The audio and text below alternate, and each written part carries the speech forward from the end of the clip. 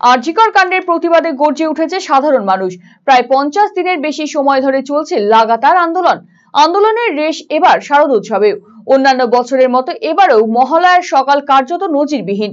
শরতে শিশির ভেজা সকালে যেখানে মানুষ মাতৃ আবাহনের আনন্দে মেতে ওঠেন, সেখানে এবার আরজিকরের ভয়ঙ্কর এবং ন্যক্কারজনক ঘটনা সুবিচার চেয়ে পথে নামলেন সাধারণ মানুষ।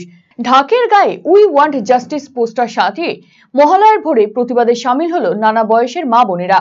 কালিয়াগঞ্জ শহরের প্রাণকেন্দ্র বিবেকানন্দ মোড়ে বুধবার সকাল 5টায় এই প্রতিবাদ কর্মসূচির আয়োজন করা হয়। ঢাকের বাদ্যি সহযোগে এই প্রতিবাদ কর্মসূচিতে সামিল হন প্রচুর মানুষ। আন্দোলনকারী রিঙ্কু রজক জানিয়েছেন, নির্যাতিতা যতদিন সুবিচার না পাচ্ছে ততদিন তাদের আন্দোলন চলবে। আমরা আজকে তিলোত্তমার সুবিচার এখনো অবধি হয়নি, সেটার জন্য আমরা আজকে আন্দোলনে নেমেছি।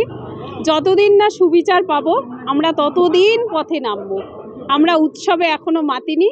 তিলোত্তমা যতদিন না বিচার পাচ্ছে ততদিন আমরা উৎসবে মাতব না। ওর জন্য আজকে আমরা তিলোত্তমা যাতে সুবিচার পায় তাই আমরা আজকে পথে নেমেছিলাম। মহালয়ার সকালটা প্রতি বছর বাঙালির যেখানে শুরু হয় বীরেন্দ্র কৃষ্ণ ভদ্রের চণ্ডীপাঠ শুনে, সেখানে এবারে শহরের রাজপথ থেকে অলিগলি মুখরিত হলো আরজিকর কাণ্ডের বিচার চেয়ে। শরতের আকাশে বাতাসে ছড়িয়ে পড়ল উই ওয়ান্ট জাস্টিস স্লোগান। উল্লেখ্য, আরজিকর মেডিকেল কলেজ ও হাসপাতালে ন্যক্কারজনক ঘটনার পর থেকে রাজ্য জুড়ে আন্দোলন অব্যাহত।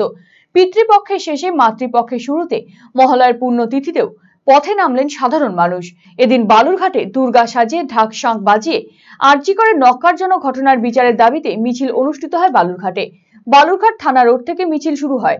গোটা বালুরঘাট শহর পরিক্রমা করে হাই স্কুল ময়দানে প্রতিবাদ মিছিল শেষ হয়।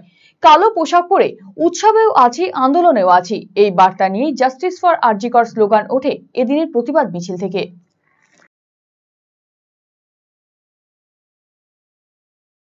মায়ের আগমনী হয়ে গেছে, সেই মায়ের আগমনী দিয়ে আজকে আমরা আমাদের প্রতিবাদ মাধ্যমে আমরা আজকে দিনটি আমরা শুরু করলাম। আমরা চাই, হ্যাঁ বলুন। নতুন প্রতিবাদ, এটা ঢাক বাজিয়ে শঙ্খ বাজে। আমাদের